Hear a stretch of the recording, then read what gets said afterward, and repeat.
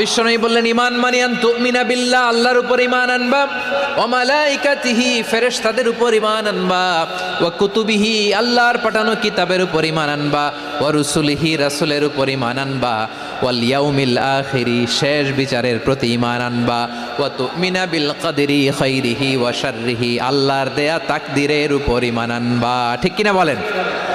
তাহলে এই 6টা মৌলিক বিষয়ের উপর বিশ্বাসকে বলে ঈমান। আল্লাহ ওই ঈমানদারদেরকে পছন্দ করে যাদের ঈমান এরকম মজবুত। আল্লাহ বললেন, ওয়াল মুমিনিনা ওয়াল মুমিনাতি, ঈমানদার পুরুষ এবং নারীরাও আমার কাছে বড্ড প্রিয়। তাহলে আমার প্রিয় ভাইয়েরা, ইসলাম যেমনি বুঝেছেন সারেন্ডার, ঈমান মানে হচ্ছে বিশ্বাস, বিশ্বাসের স্বীকৃতি। এই বিশ্বাস না থাকলে ওই মানুষের কোনো দাম নাই।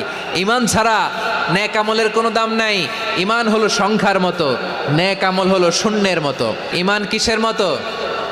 সংখ্যা। আর নেক আমল শূন্য। আচ্ছা, আপনি ঈমান আনেন না, ঈমান ছাড়া খালি নেক আমল, তাহাজ্জুদ, নামাজ, রোজা, জিকির, আজকার, এক এক ইবাদতের কারণে খালি শূন্য পাইতেছেন। শূন্য পেতে পেতে পেতে পেতে হাজারটা শূন্য, এটার কোনো